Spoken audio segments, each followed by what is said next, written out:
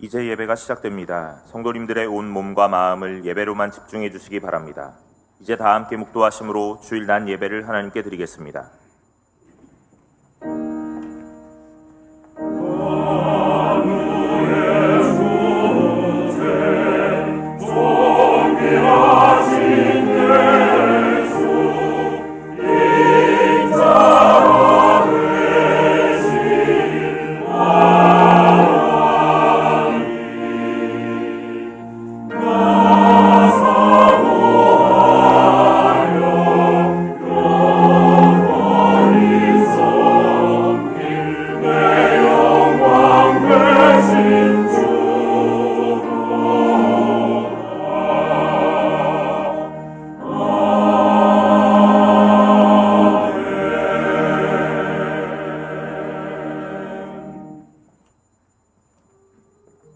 요셉은 무성한 가지 곧 샘 곁에 무성한 가지라.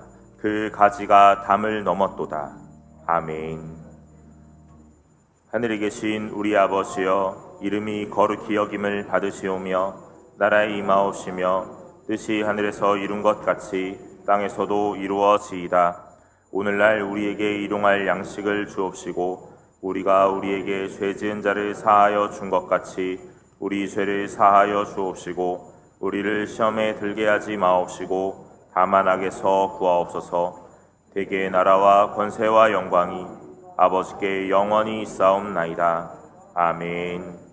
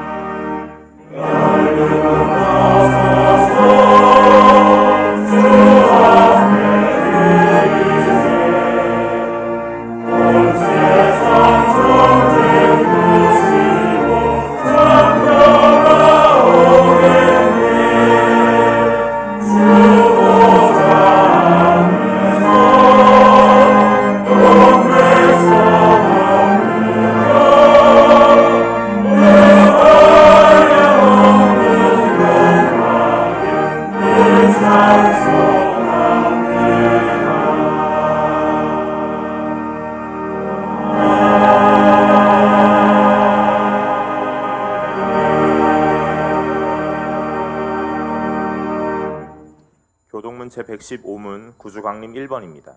제115문을 함께 교독하겠습니다. 성문으로 나아가라 나아가라 백성이 올 길을 닦으라.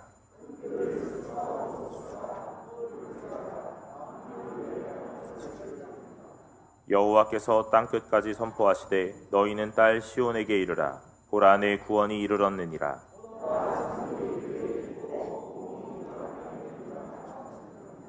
사람들이 너를 일컬어 거룩한 백성이라. 여호와께서 구속하신 자라 하겠고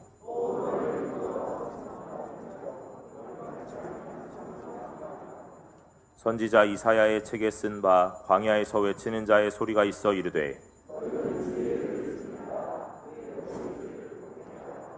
모든 골짜기가 메워지고 모든 산과 작은 산이 낮아지고 모든 육체가 하나님의 구원하심을 보리라 함과 같으니라. 아멘. 전능하사 천지를 만드신 하나님 아버지를 내가 믿사오며 그 외아들 우리 주 예수 그리스도를 믿사오니 이는 성령으로 잉태하사 동정녀 마리아에게 나시고 본디오 빌라도에게 고난을 받으사 십자가에 못 박혀 죽으시고 장사한 지 사흘 만에 죽은 자 가운데서 다시 살아나시며 하늘에 오르사 전능하신 하나님 우편에 앉아 계시다가 저리로서 산자와 죽은 자를 심판하러 오시리라. 성령을 믿사오며 거룩한 공회와 성도가 서로 교통하는 것과 죄를 사하여 주시는 것과 몸이 다시 사는 것과 영원히 사는 것을 믿사옵나이다.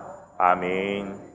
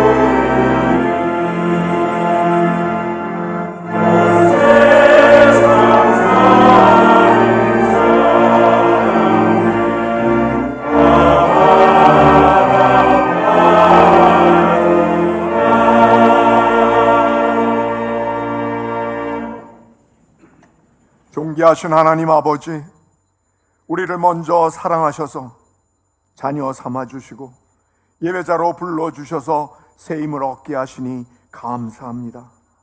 말씀을 듣는 가운데 하늘 문이 열리고 오직 살아계신 하나님만 한 분만 임재하시는 예배, 주의 영광만 충만한 예배 되게 하옵소서.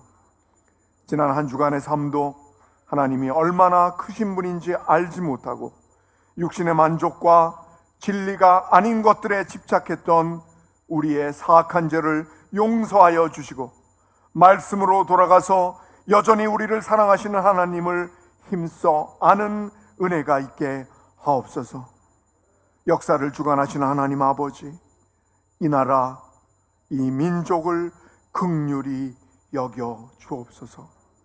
대통령의 비상계엄 선포로 인하여 나라가 위기 앞에 섰습니다. 이런 때에 교회의 책임은 없는지, 그리스도인의 책무는 무엇인지 깨달아 알게 하옵소서.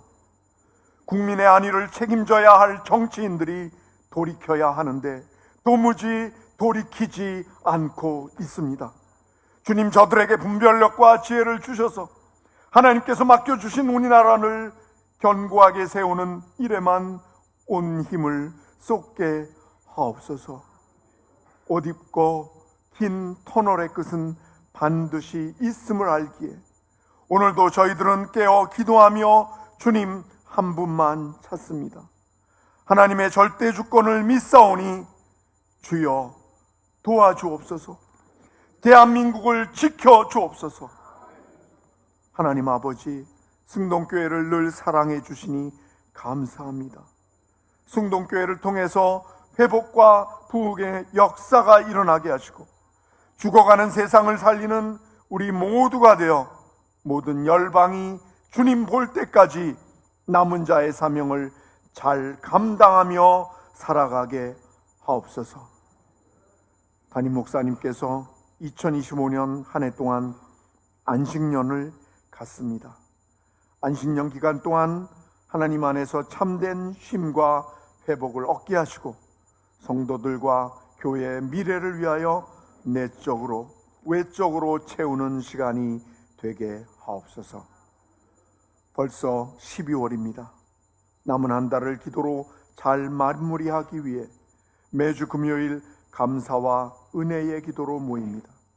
혼란스럽고 악한 시대를 살아가고 있는 우리 모두는 마음을 찢고 통회하는 마음으로 간구하여 선하신 하나님을 만나는 기도의 자리가 되게 하옵소서.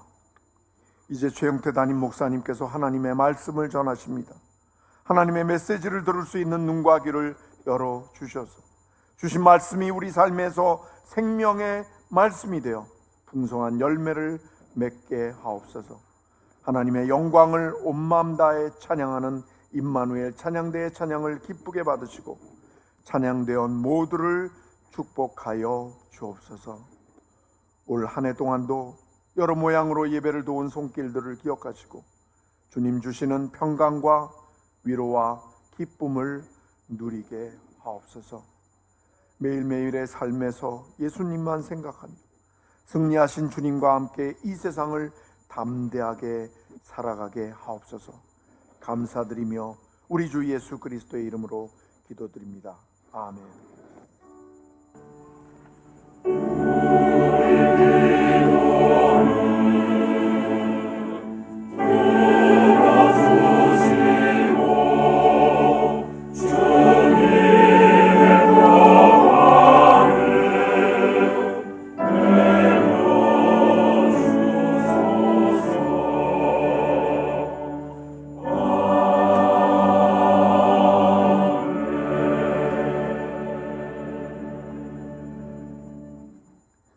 성경을 봉독하겠습니다. 하나님의 말씀은 호세아 14장 1절로 8절까지의 말씀입니다. 호세아 14장 1절로 8절까지의 말씀을 제가 봉독하겠습니다. 이스라엘아, 내 하나님 여호와께로 돌아오라. 내가 불의함으로 말미암아 엎드려졌느니라. 너는 말씀을 가지고 여호와께로 돌아와서 아뢰기를 모든 불의를 제거하시고 선한 바를 받으소서.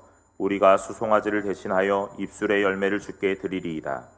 우리가 아수르의 구원을 의지하지 아니하며 말을 타지 아니하며 다시는 우리의 손으로 만든 것을 향하여 너희는 우리의 신이라 하지 아니하오리니 이는 고아가 주로 말미암아 긍휼을 얻음이니이다 할지니라.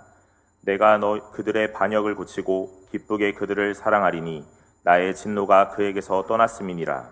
내가 이스라엘에게 이슬과 같으리니 그가 백합화같이 피겠고 레바논 백향목같이 뿌리가 박힐 것이라. 그의 가지는 퍼지며 그의 아름다움은 감람나무와 같고 그의 향기는 레바논 백향목 같으리니 그 그늘 아래에 거주하는 자가 돌아올지라. 그들은 곡식같이 풍성할 것이며 포도나무같이 꽃이 필 것이며 그 향기는 레바논의 포도주같이 되리라. 에브라임의 말이 내가 다시 우상과 무슨 상관이 있으리요 할지라. 내가 그를 돌아보아 대답하기를 나는 푸른 잣나무 같으니 내가 나로 말미암아 열매를 얻으리라 하리라. 아멘. 이제 임마누엘 찬양대가 찬양으로 하나님께 영광을 돌리겠습니다. 이어서 내 하나님 여호와께로 돌아오라 라는 제목으로 담임 목사님의 말씀 선포가 있겠습니다. 많은 은혜 받으시기 바랍니다.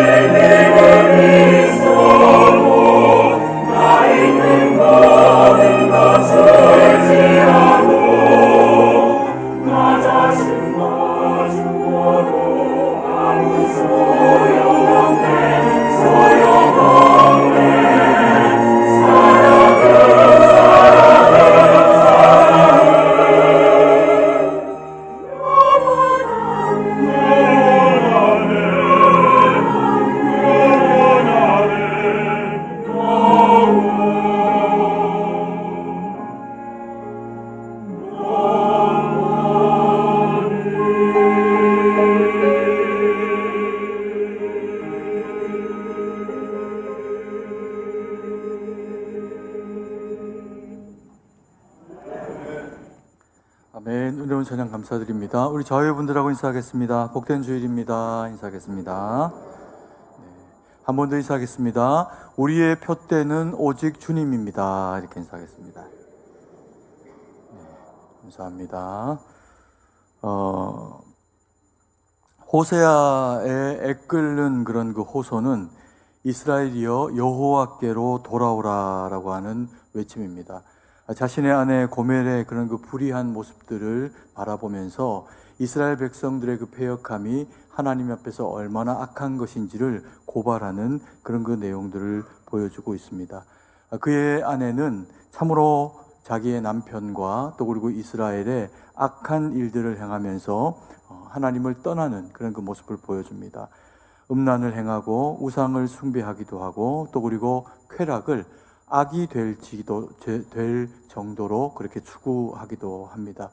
왜 이렇게 고멜은 그와 같은 어리석은 모습들을 일관되게 보이고 있을까요? 그것은 그녀가 그 자신이 하고 있는 그 모든 죄악됨의 모습을 악한 것이다, 죄다라고 그렇게 생각하지를 않고 있었기 때문에 그렇습니다. 이것은 내게는 유익하고 또 내게는 즐겁고 기쁜 일이다, 이렇게 생각을 했던 것이죠. 어쩌면은 오늘날의 세상 풍조와도 조금도 다르지 않은 그런 그 모습일 수도 있습니다. 우리 주변에 살아가는 많은 사람들이 하나님의 법과 가치의 기준이 아니라 자신들을 유익하게 하기 위한 여러 가지 모양과 방편으로 오직 자신을 기쁘게 하는 것이 기준이 되어져서 살아가는 사람들이 많이 있습니다. 고멜과 별반 다르지 않은 모습을 가지고 있는 거죠. 그런 이 시대를 향해서도 호세아 선지자는 외치고 있습니다. 돌아오라, 여호와 너희 주께로 돌아와라 라고 그렇게 외치고 있습니다. 우리는 고멜이 아닙니다. 그리고 또 우리는 세상 사람들처럼 하나님 앞에 그렇게까지 악하고 어리석은 어떤 죄를 반복적으로 행하고 살아가지도 않습니다.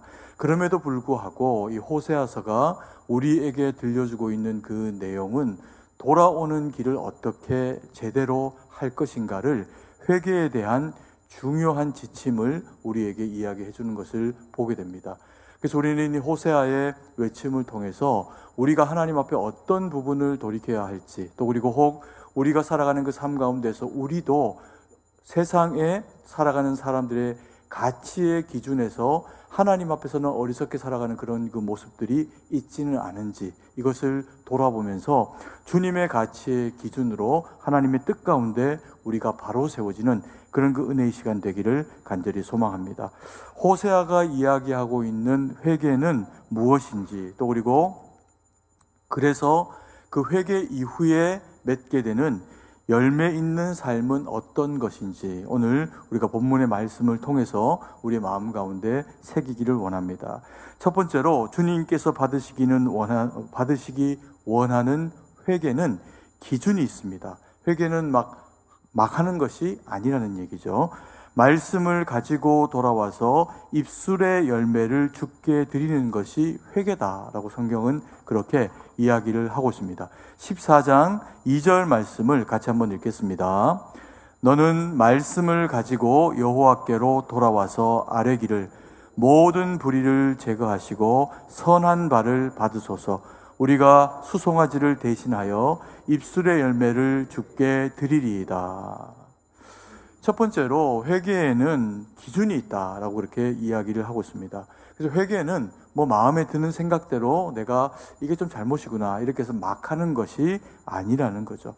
아이들을 키우다 보면 때로는 아이들이 그릇 행해서 이게 좀 정도가 심하다라고 그렇게 부모님이 바라볼 때 판단될 때가 있습니다. 그리고 이 심한 정도를 그냥 두면 자기도 망가지고 타인을 괴롭게 할 수 있는 그런 그 상황에 이를 수도 있겠다라고 생각이 될 때 부모님들이 말로 타이르기도 하지만 그 말로 타이는 정도를 넘어서면 그때 등장하는 도구가 있습니다. 뭐 회초리 같은 걸 이렇게 들고 아이들의 손바닥이나 종아리를 쳐가지고 아프지만 따끔한 그런 그 상함과 함께 마음 가운데 다시는 그와 같은 일을 반복하지 말아라 라고 하는 이제 교훈이 남도록 하는 것이 회초리입니다. 성경에서도 사랑하는 자녀에게는 회초리를 들어라 라고 해서 회초리를 드는 것이 뭐 잘못된 것은 아닙니다. 아이를 방치해서 그 아이가 죄악을 답습하고 살아가는 것보다 돌이키고 그 회초리를 통해서 지혜의 교훈을 얻는 것이 그 아이의 평생에 중요한 가르침과 지침이 될 수가 있기 때문에 그렇습니다. 그런데 아이들 중에는 이제 꾀가 좀 있고 또 그리고 어떤 경우는 좀 예민하고 이런 아이들은 그런 시간들이 좀 반복적으로 이렇게 되다 보면은 부모님의 얼굴 낯빛이 좀 바뀌고 자기를 대하는 태도가 좀 다른 것 같으면서 부모님이 회초리를 딱 이렇게 손에 쥐면 자기가 뭘 잘못했는지 뭘 그릇했는지를 돌아보지도 않고 그냥 뭐 무조건 제가 잘못했어요 라고 하면서 이렇게 막 싹싹싹 비는 이제 그런 아이들이 있습니다. 그러면 사실은 그 아이는 자기가 뭘 잘못했는지 모릅니다. 그럴 경우에는 이 회초리가 그렇게 사실 의미가 없는 그런 그 체벌일 수도 있습니다. 그저 단순히 이 체벌을 지금 피할 요량으로 마치 똥파리처럼 아이들이 막 이렇게 손을 이제 빌고 이렇게 하는 경우들이 있을 수가 있죠. 그런데 이제 나이가 조금 더 들면은 초등학교 갈 즈음이 되고 머리가 조금 굵어지면 그때부터는 부모님이 뭐 회초리를 들고 뭐 이렇게 한다고 해가지고 머리 굵어진 아이들에게 특별히 큰 의미가 없을 수도 있습니다. 그때는 오히려 더 조곤조곤 네가 무엇을 잘못했는지를 깨닫게 하도록 도와주는 것이 훨씬 더 효과적일 수 있습니다. 그런데 그런 이제 아이들을 깨닫게 하는 어떤 도구 중에서 초등학교 정도가 되면 뭐 저학년 때 우리 성도님들도 한두 번씩은 뭐 써보셨을 수도 있습니다. 친구들과 싸우고 혹은 남에게 해를 미치고 질서를 지키지 않고 뭐 이렇게 하면 예전에는 선생님들이 이제 반성문을 써라 이렇게 하는 경우들이 있죠. 그러면 그 반성문을 구구절절히 내가 무엇 때문에 이와 같은 일을 이렇게 하게 되었고 그리고 그래서 되어진 이 결과에 대해서 내가 잘못했음을 동의한다. 그리고 앞으로는 이와 같은 일을 내가 답습하지 않겠다. 이런 마음으로 이제 반성문을 쓰게 됩니다. 그러면 그 반성문을 읽고 이 친구가 이 진심으로 이와 같은 자기의 잘못을 돌이키고 있구나라고 생각하면 이제 용서해 주기도 하고 또 체벌을 그치게 되는 그런 그 상황들이 아이들에게 주어지기도 하겠죠. 그와 같이 반성문을 쓰는 이유가 뭐냐 하면 지각을 통해서 내가 무엇을 잘못했는지 전체적으로 한번 돌아보고 그리고 그것을 진짜 반성을 구체적으로 해보는 겁니다. 그리고 그 다음번에는 그렇게 하지 않도록 하기 위해 가지고 반성문이라고 하는 것을 쓰는 절차를 우리가 가져왔던 겁니다. 오늘 우리가 읽는 본문의 말씀에도 보니까 우리가 회개할 때 그냥 회개를 막 하는 것이 아니라고 이야기합니다. 무엇을 기준으로 하라? 말씀을 기준으로 회개하라 라고 그렇게 우리에게 말씀을 하고 있습니다. 그래서 그 말씀을 기준으로 우리 안에 있는 불의를 제거해라. 그렇게 이제 회개는 그런 것이다 이야기를 하고 계시는 겁니다. 왜 그럴까요? 우리 마음 가운데는 양심이라고 하는 그런 그 장치가 있습니다. 그래서 꼭 성경의 말씀을 읽지 않아도 우리의 마음이 건강하면 양심이라고 하는 것이 작동을 하면서 이거 내가 좀 잘못했구나라고 하는 돌이킴을 가지게 되죠. 그런데 경우에 따라서는 필요 이상으로 양심이 너무 바르거나 혹은 남에게 해를 미치는 것을 견디지 못해하는 사람들도 있습니다. 이런 사람들은 남이 자기에 대해서 어떤 비방을 하는 것을 견디지 못해합니다. 그러면서 자기의 기준으로 내가 가지고 있는 이 양심과 도덕의 어떤 가치의 기준으로 자기를 정죄하는 경우가 있습니다. 그러면 사실 이런 경우는 이 정도까지 자기를 정죄하지 않아도 되는데 마음에 병이 들 정도로 그리고 사회생활이 잘 되지 않을 정도로 자기를 이렇게 해하는 그런 그 기준을 가지고 자기를 못 살게 하는 너무 필요 이상으로 착한 사람들도 있습니다. 그러면 그 잣대로 그렇게 자신을 들이대면 안 된다는 겁니다.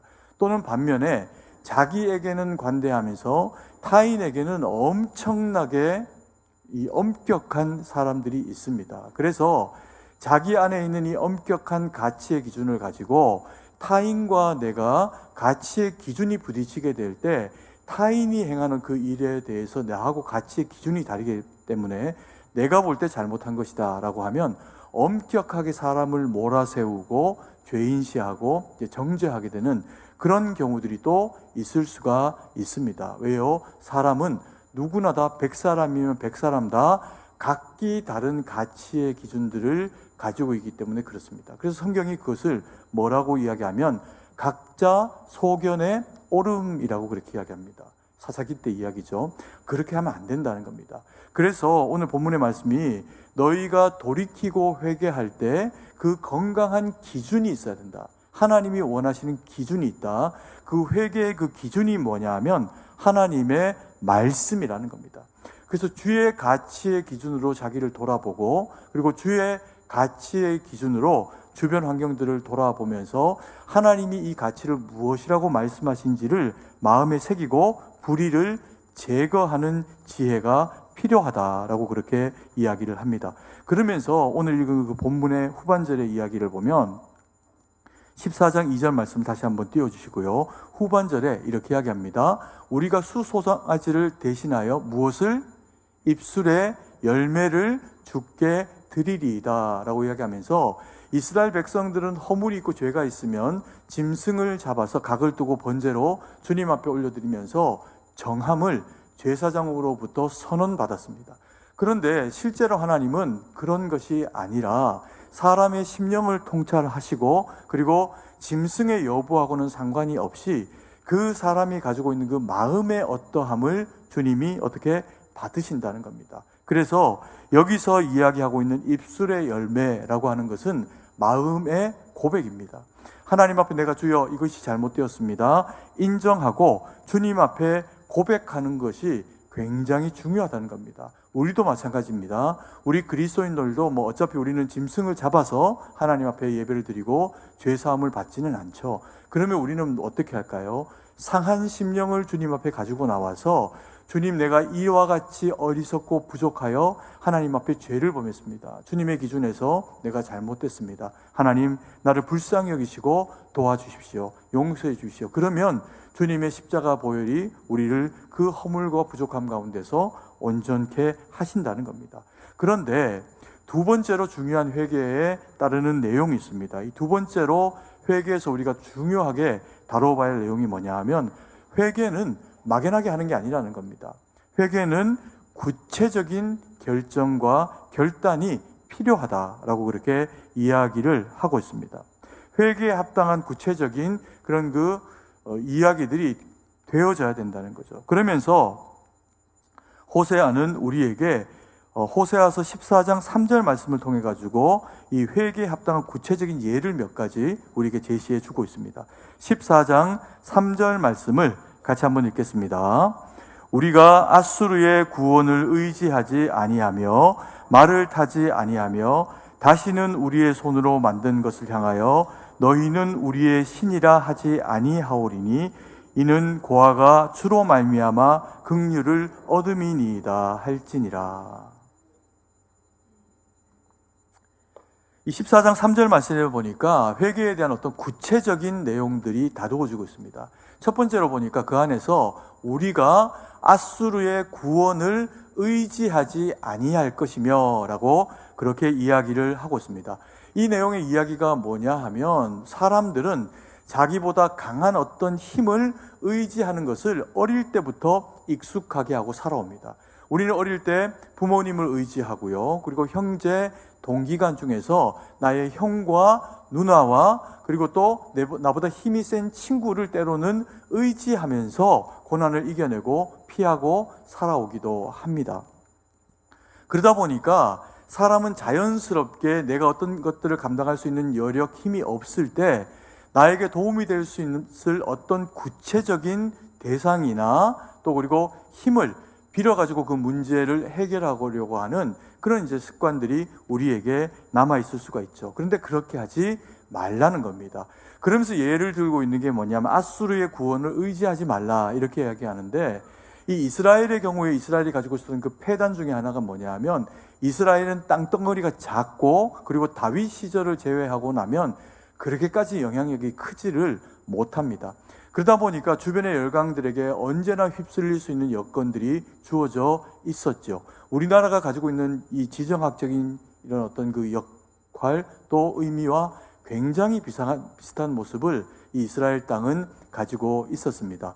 그러다 보니까 가장 그들에게 힘이 될 만한 대상들이 누구냐 하면 이 애굽과 아수르였습니다. 그래서 애굽이 침공하려고 하면 아수르의 도움을, 아수르가 또 침공하려고 하면 애굽에다가 자기를 신하로 조아리면서 도움을 구했던 것이 이스라엘 백성들의 일반적인 그런 그 상황을 해결하는 그런 모습이었습니다.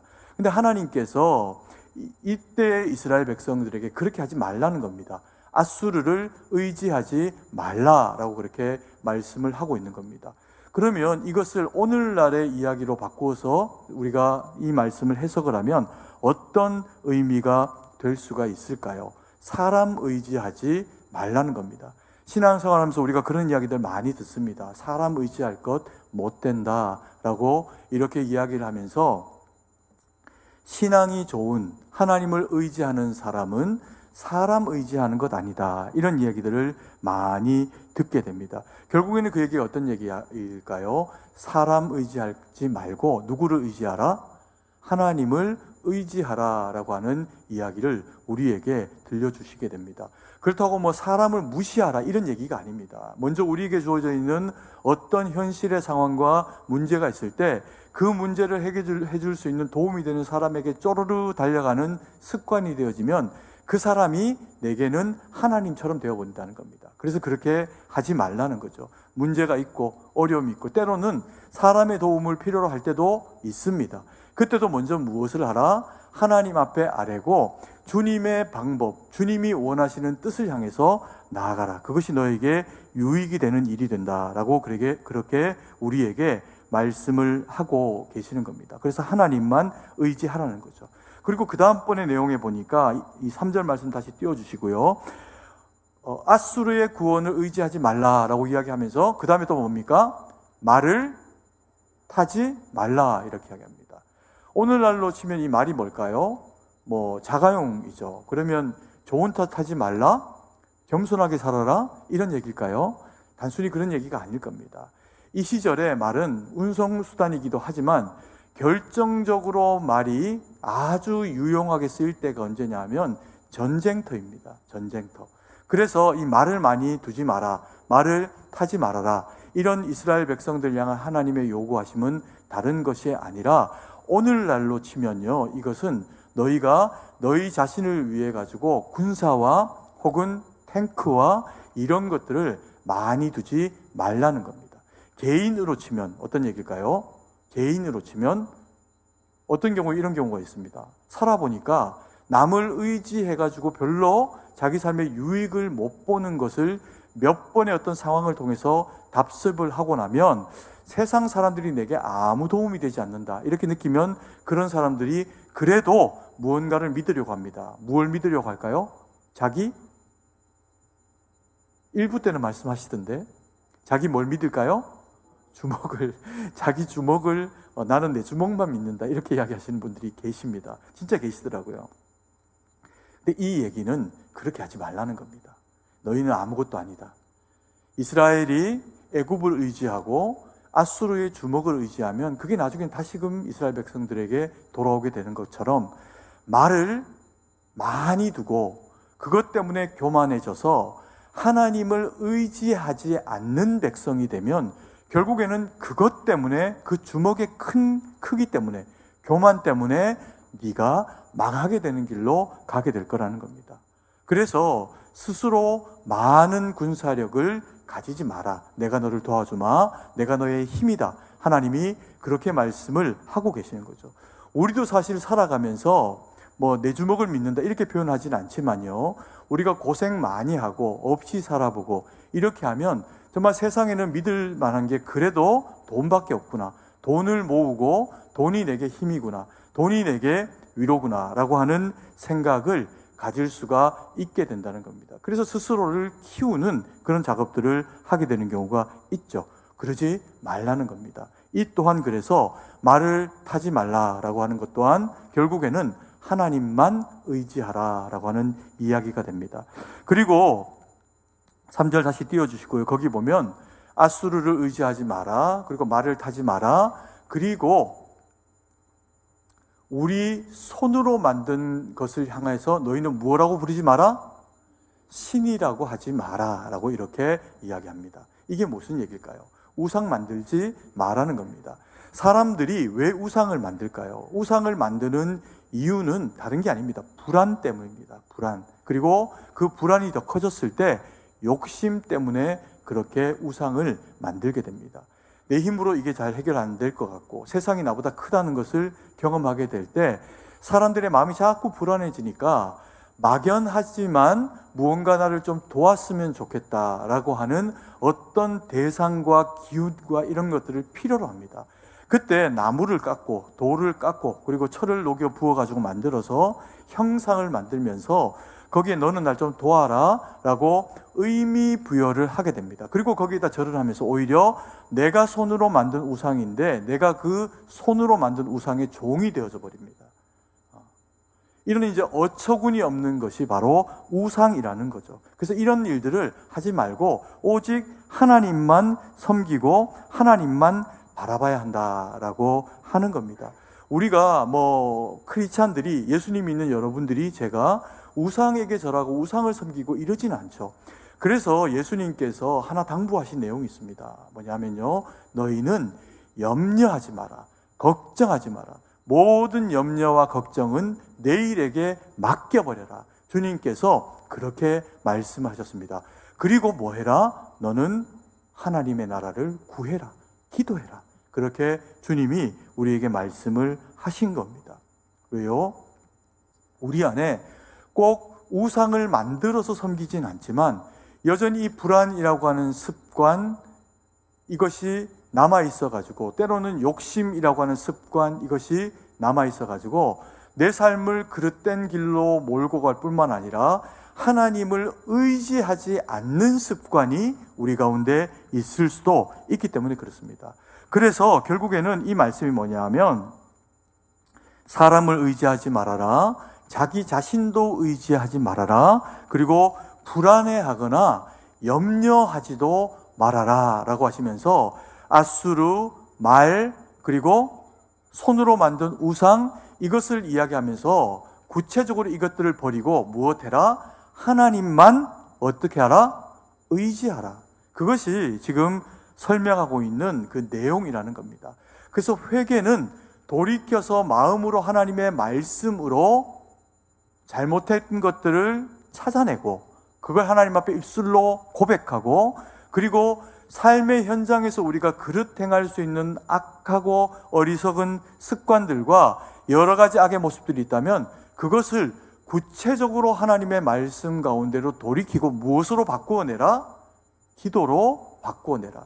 하나님이 그러면 너의 그 기도 가운데 역사하시고 일하신다. 그것을 오늘 우리에게 말씀을 해주시고 계시는 겁니다. 그래서 오늘 그 다음 구절에 해당하는 14장 3절 말씀 후반절에 보면 이렇게 이야기합니다. 14장 3절 말씀 다시 한번 띄워주고 제가 읽어드리겠습니다. 우리가 아수르의 구원을 의지하지 아니하며 말을 타지 아니하며 다시는 우리의 손으로 만든 것을 향하여 너희는 우리의 신이라 하지 아니하오리니, 여기까지 다 설명드렸습니다. 이는부터 같이 한번 읽습니다. 이는 고아가 주로 말미암아 긍휼을 얻음이니이다 할지니라. 너희는 이렇게 해라. 뭐처럼 이런 것 의지하지 말고 하나님, 내가 하나님 앞에 뭡니다? 고합니다. 나는 부모도 없고 나는 무엇도 없고 나를 도울 수 있는 아무것도 없습니다. 좌우 누구를 도와봐도 돌아보아서 나를 해결해 줄 수 있는 아무런 대상이 없습니다. 나도 내 스스로도 힘도 없습니다. 하나님, 나의 불안과 나의 힘겨움을 오직 하나님만 내 기도를 들으시고 오직 주님만 내 이 근심과 고난을 해결하실 수 있는 분이오니 주여 제발 나를 도와주십시오. 그러면 하나님이 그 고아와 같은 심정으로 아래는 우리의 기도를 어떻게 하신다? 받으신다는 겁니다. 이게 회개의 능력이라는 겁니다. 그렇게 해서 우리가 정말 고아 같은 심령으로 하나님 앞에 아뢰며 구하고 주의 뜻 가운데 그렇게 나아가면 하나님은 우리의 회개를 들으시고 우리를 씻겨주실 뿐만 아니라 우리의 그 삶의 열매까지도 얻도록 우리를 도우신다. 그렇게 세 번째로 이야기를 하고 계십니다. 그래서 세 번째, 회개하고 주만 의지하라. 그러면 내가 너의 삶에 합당한 네 가지의 결실을 맺도록 하마. 하나님이 우리에게 말씀하고 계십니다. 그래서 회개는 단순한 돌이킴 이상의 하나님의 말씀을 붙잡고 죽게로 돌아가게 되는 것을 인해서 우리를 향해 일하시는 하나님의 놀라운 능력과 은혜를 경험하게 되는데요. 그 네 가지의 결실을 성경이 우리에게 뭐라고 이야기해 주냐면 백합화, 백향목, 감람나무, 포도나무, 이 결실로 우리가 열매 맺게 될 것이다. 그렇게 우리에게 말씀을 하고 있습니다. 먼저 14장 5절 말씀을 한번 띄워주시기 바랍니다.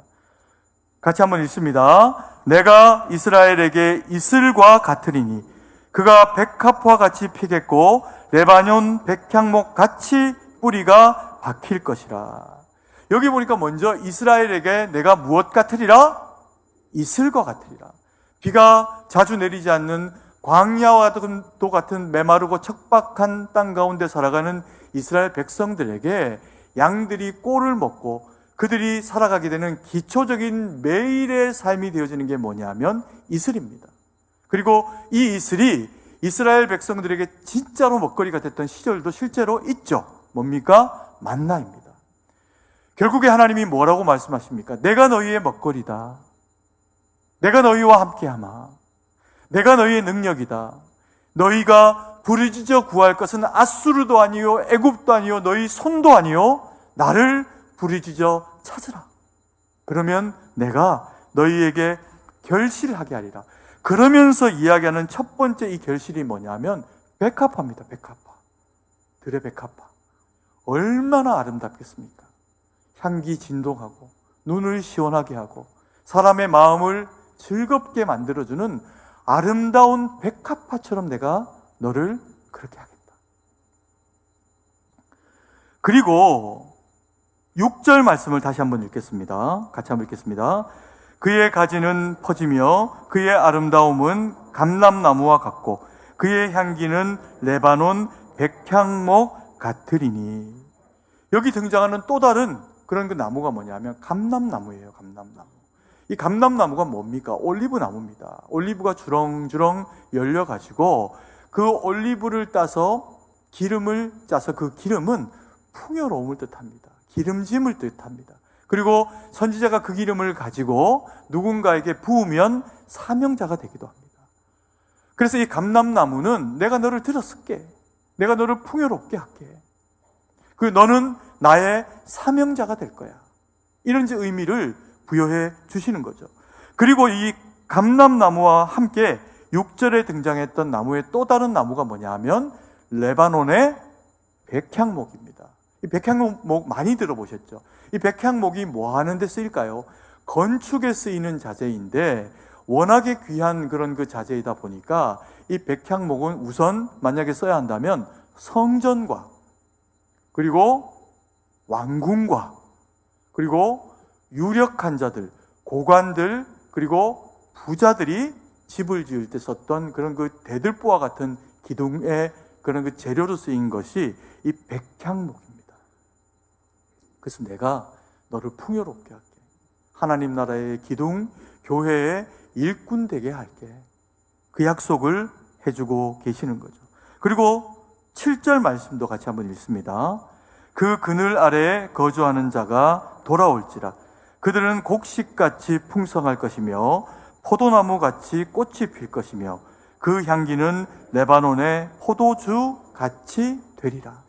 너희가 포도나무의 열매, 포도주같이 되리라. 이스라엘 백성들의 가장 기본적인 풍요를 나타내주는 작물이 포도입니다. 일상적인 기쁨, 회복,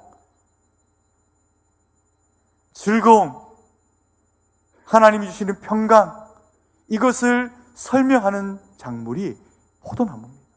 그런데요, 이 백합화, 백향목, 감람나무, 포도나무는 이 네 가지의 나무는 공통적으로 나타내주는 대상이 있습니다. 누굴까요? 예수님입니다. 예수님. 우리의 구주 되시는 예수님이 백합화입니다. 우리의 마음의 향기, 진한 향기. 백향목, 우리 믿음의 기둥. 친히 성전 되어 주시고 우리가 짓지 아니하는 집을 예비해 두시는 주님. 감람나무, 우리를 위해서 왕이 흘리신 피, 주님의 십자가. 포도주, 우리의 풍요로움이 되어주시기 위해서 그가 쏟으신 십자가상의 보혈. 그래서 이 네 가지의 나무들은 우리가 회개하고 주님을 의지하게 될 때 주님이 우리에게 어떤 의미로 다가오실 것인지, 그리고 우리가 주님 앞에 어떤 의미 있는 대상으로 세워지고 쓰임받게 될 것인지, 그것을 우리에게 나타내주고 있는 그런 그 내용이라는 겁니다. 그래서요, 회개는 단순한 반성이 아닙니다. 성경에 단순한 반성하는 사람들이 꽤 많이 등장합니다. 대표적인 예를 하나 들어드릴까요? 가룟 유다가 그렇게까지 심각한 죄를 범하고 나서 반성합니다. 그리고 스스로 책임지고 낭떠러지에서 목이 메어 떨어져 배가 터져 죽습니다. 이건 회개가 아니에요. 회개는 하나님의 말씀을 기준으로 주님께로 돌이키는 겁니다.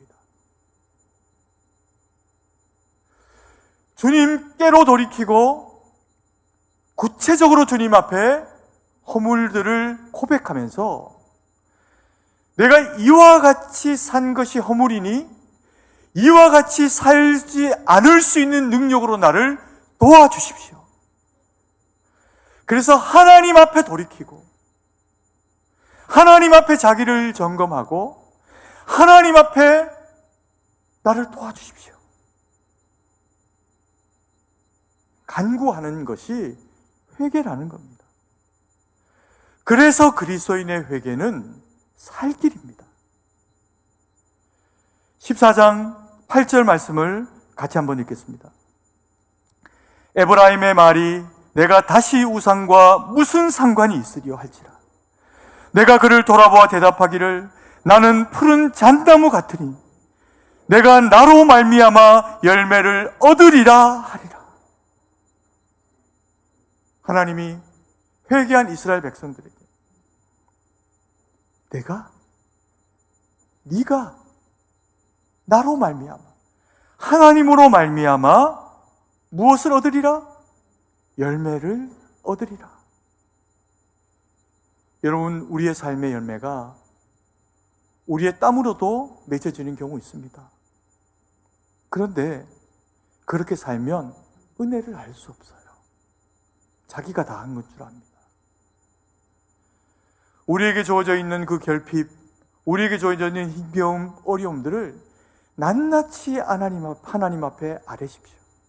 혹 주님과 나 사이에 막혀져 있는 담이 있다면 하나님 앞에 그것을 기도하고 허물고 주님이 그것을 허물어 주시고, 그리고 우리의 삶 가운데 광야 같은 우리의 그 마음과 삶 가운데 주님이 열매 맺음으로 찾아오실 겁니다. 그래서 때로는 우리가 백향목되고, 때로는 우리가 백합화가 되고, 때로는 우리가 사명자 감람나무가 되고, 때로는 우리가 포도나무같이 나와 하나님 영광과 누군가를 위해서, 누군가의 풍요로움을 위해서 쓰임받는 대상으로 우리를 하나님이 그렇게 들어 쓰실 겁니다. 아멘이십니까? 그 주님 붙잡고 하나님 영광 돌리는, 회개에 합당한 열매로 주를 기쁘시게 하는 우리 모두가 되기를 간절히 소망합니다. 저는 오늘 이 말씀 준비하면서 하나님 앞에서 제 모습을 좀 많이 돌아보는 그런 그 시간들을 보내기도 했습니다. 우리 장로님 기도하시면서 그렇게 기도도 너무 감사하게 해주셨는데, 방위에서 내년 한 해를 부족한 저에게 안식년을 정해주셨습니다. 6년 동안의 그런 그 담임 목사의 그런 그 시간 동안에 우리 성도님들이 저를 많이 기다려주시고 사랑해주시고 섬겨주셔가지고 참 부족한데 이 일들을 감당할 수 있는 그 기회도 주시고 섬겨주셨습니다. 그래서 우리 성도님들에게 또 우리 장로님들에게 너무 감사의 마음을 전합니다. 그리고 저는 제가 6년 동안에 성동교회를 열심히 섬겨왔기 때문에 안식년을 가져야 된다 그렇게 생각하지 않습니다. 너무 부족하고 돌아보고 또다시 섬겨갈 미래의 승동교회 그 시간을 바라볼 때 내 자신 안에 있는 너무나 많은 결핍과 연약함과 그리고 또 에너지 없음들을 때로는 사람인지라 느낄 때가 있습니다. 그래서 하나님 앞에 기도하고 준비하면서 또 함께 여러분들을 섬겨나갈 그 시간들을 주님 앞에 보낼 수 있는 그런 그 준비됨의 시간으로 하나님께서 또 그리고 교회가 여러분들이 저에게 안식년을 허락해 주셨다라고 그렇게 믿습니다. 그래서 너무 감사한 마음 또 그리고 또 죄송한 마음도 동시에 가지면서 새롭게 잘 준비되어져서 하나님 앞에 하나님 영광 돌리는 우리 또 성도님들을 섬기는 그런 그 시간들을 준비하도록 하겠습니다. 아직 사실 1월 첫째 주부터 이제 우리 부목사님들이 설교를 하시고 또 이렇게 하시게 될 텐데 몇 주 남았음에도 불구하고 제가 이렇게 미리 오늘 말씀을 드리는 그 이유는 갑자기 1월 첫째 주 돼가지고 이제 제가 안 보이고 이러면 이제 성도님들이 놀라시는 분들이 계실 수도 있을 것 같고 그래서 미리 이 말씀을 좀 드립니다. 그리고 우리 성도님들이 저도 그 시간들 어떻게 보낼까 생각을 하면 가장 많은 것은 말씀 보고 기도하고 그리고 육으로는 잠깐 동안의 만남을 가지지 못하지만 우리 성도님들을 위해서 기도하는 시간들을 보내게 될 것이다. 그렇게 생각이 됩니다. 우리 성도님들도 제가 우리 성도님들을 위해서 정말 더 잘 준비될 수 있는 그런 그 시간들이 될 수 있도록 저를 위해서도 기도해 주셨으면 좋겠습니다. 잠시 기도드리겠습니다. 사랑의 아버지 하나님, 은혜와 사랑을 감사드립니다. 생명의 말씀, 은혜의 말씀 우리에게 허락해 주셔서 때로 아버지 하나님 우리가 허물이 있고 부족함이 있을 때 다른 것으로 돌이키는 것이 아니라 아버지 하나님 주님께로 돌이켜서 하나님 사람 의지하지 않고 아버지 하나님 주님만 의지하고 하나님의 영광 돌리는 삶이 되게 하시는 것을 감사드립니다. 주님 참으로 우리의 모든 부족함, 두려움까지도 주님께서 주님 앞에 구할 때 믿음으로 바꾸어 주시고 하나님 영광 돌리는 우리 모두가 될 수 있도록 도우셔서 마치 백합화처럼 그리고 백향목처럼 그리고 감람나무와 포도나무처럼 주님을 기쁘시게 하고 함께 살아가는 이웃을 풍요롭게 만드는 우리 모두가 될 수 있도록 은혜를 베풀어 주시옵소서. 주님께 모든 것을 의지하고 감사드리며 살아계신 주 예수님 이름으로 기도드립니다. 아멘.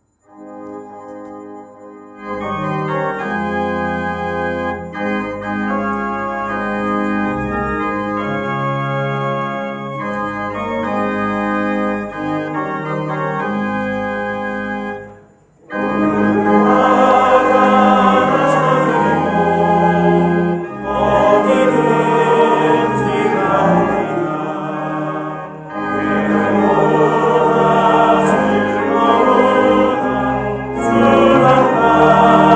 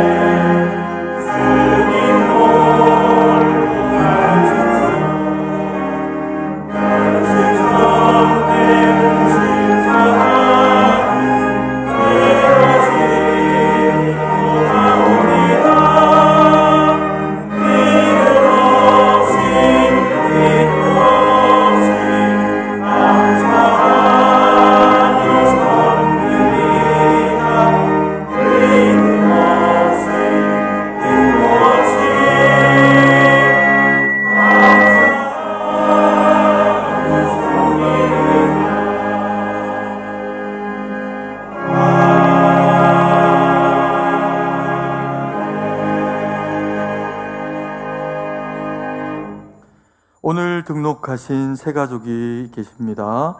이창배, 소혜경, 이신성, 이찬미 성도님, 네, 그 자리에서 한번 잠깐 일어나 주시기 바랍니다. 네, 저쪽에 계십니다. 우리 오른손을 들어서 할렐루야로 환영하겠습니다. 할렐루야. 네, 예수님의 이름으로 환영합니다. 앉아주시기 바랍니다. 기도드리겠습니다. 사랑의 아버지 하나님, 은혜와 사랑을 감사드립니다. 우리 이창배, 소혜경, 이신성, 이찬미 성도님을 저희 가운데 함께 믿음의 영적 가족으로 허락하시니 감사드립니다. 하나님이 네 분의 성도님들이 승동교회를 통해서 믿음 안에서 잘 되어지게 하시고 하나님만 의지하고 기도하며 주의 기쁨, 주의 영광이 되어지는 삶이 될 수 있도록 하나님께서 은혜로 또 그리고 지키시는 열매로 함께 하시고 도와주시옵소서. 아버지 하나님, 참으로 우리가 하나님 앞에 믿음으로 말미암아 되어진 그리스도인인 것을 주님 앞에 고백하며 우리의 모든 삶이 오직 주님으로 말미암아 지켜지는 것을 고백하고 우리에게 허락하신 모든 것이 주님의 것인 줄 알아 그 가운데 일부로 예물로 주님 앞에 감사함으로 드렸습니다. 주님 앞에 드린 아버지 하나님 손길들마다 주님께서 기뻐 받으시고 그 삶에 더 큰 풍요와 은혜와 능력으로 채우셔서 하나님께서 물붓듯이 부으시는 그 은혜가 드린 심령들마다 채워지도록 하나님께서 은혜를 베풀어 주시옵소서. 우리 가운데 연약한 지체들, 때로 병들고 가난하고 또 아버지 하나님 힘겹고 어려운 현실들을 당하고 있는 지체들이 있습니다. 아버지 하나님 저들을 불쌍히 여겨주시고 아버지 하나님 승동에 속한 권속이면 누구라도 주의 도우심과 주의 보호하심과 회복하심 가운데 있도록 성령 하나님 역사하시고 은혜를 베풀어 주시옵소서. 주님께 모든 것을 의지하고 감사드리며 예수님 이름으로 기도드립니다. 아멘.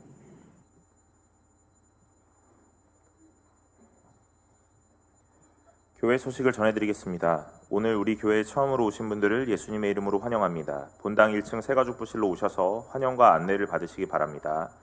담임 목사님 동정 안내입니다. 담임 목사님은 내년 신년 예배 후 1년간 안식년을 갖습니다.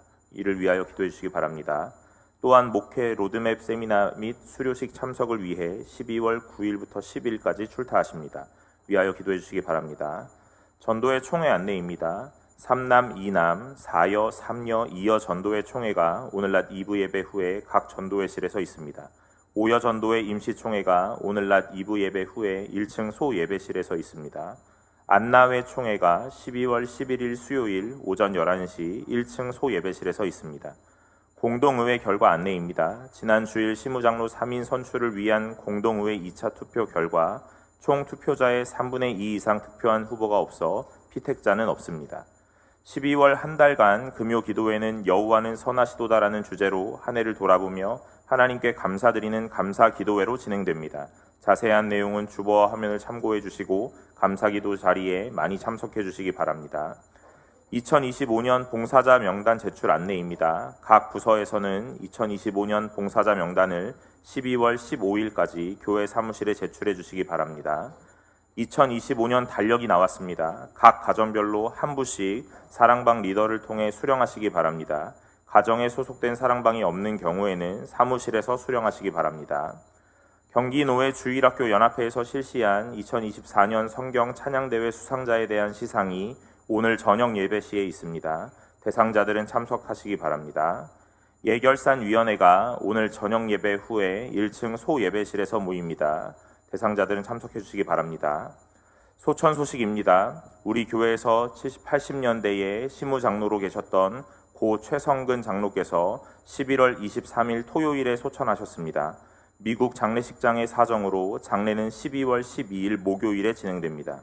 하나님의 은혜 가운데 잘 진행되고 마쳐질 수 있도록 기도해 주시기 바랍니다. 3교구 시무원회 이사랑방 고 김병학 명예집사께서 11월 23일 토요일에 소천하셔서 11월 25일 월요일에 모든 장례 절차를 하나님 은혜 가운데 마쳤습니다. 3교구 남자 3사랑방 4남 전도회 최강일 안수집사의 장모, 여자 3사랑방 4여 전도회 박종숙 시무권사의 모친, 1교구 남자 2사랑방 3남 전도회 박시환 집사의 장모, 여자 3사랑방 3여 전도회 박종희 집사의 모친 되시는 고 최은정 권사께서 12월 6일 금요일에 하나님의 부르심을 받았습니다. 빈소는 홍익병원 장례식장 3호실이고 입관 예배는 오늘 오후 6시입니다. 교회에서 5시에 출발합니다. 장례 일정이 하나님의 은혜 가운데 잘 진행되고 마쳐질 수 있도록 유가족들을 위해서 기도해 주시기 바랍니다. 교역자 부임 광고는 담임 목사님께서 해주시겠습니다. 네, 몇 주 전에 그 교회를 이제 사임하는 교역자들의 그런 섭섭한 그런 인사를 드렸는데, 오늘도 하나님께서 저희 교회를 위해서 구별하신 너무나도 귀한 그런 일꾼들을 또 우리가 인사하게 되었습니다. 삼교구 황영아 목사님 앞쪽으로 나와주시고요. 그리고 유아유치부를 섬길 우리 김미선 전도사님, 하나님이 고르고 골라 우리 교회의 일꾼으로 여러분들을 섬기고 하나님의 기쁨이 되실 수 있도록 우리 두 분의 교역자를 우리 교회에 보내주셨습니다. 우리 한번 열심히 또 섬기고 주님 앞에 칭찬받는 일꾼 되셔라, 그런 그 의미로 우리 박수로 인사하도록 하겠습니다. 네, 자리에 들어가 주시기 바랍니다. 나머지 교회 소식은 주보를 참조하시고 이제 다 함께 일어나서 찬송가 1장을 찬양하고 축도로 예배를 마치겠습니다.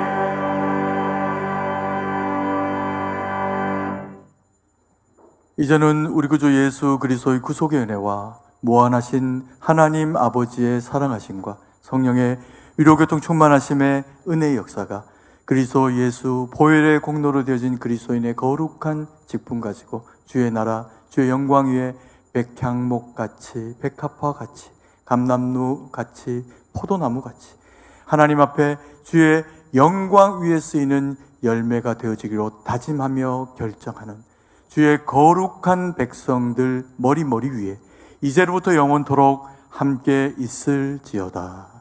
아멘.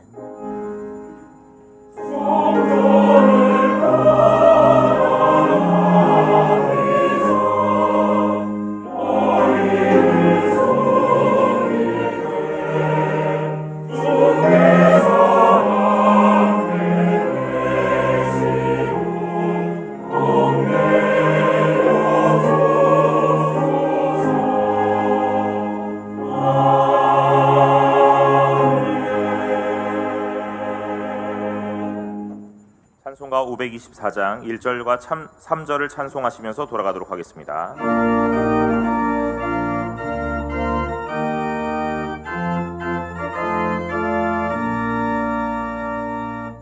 발길을 밝히 보이시니 주 앞에 빨리 나갑시다. 우리를 찾는 구주 예수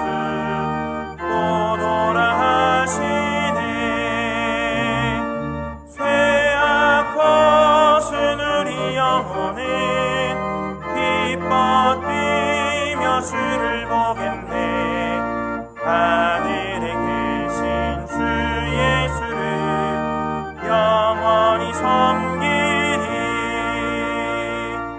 주 오늘 여기 계시오니 나와서 주의 말씀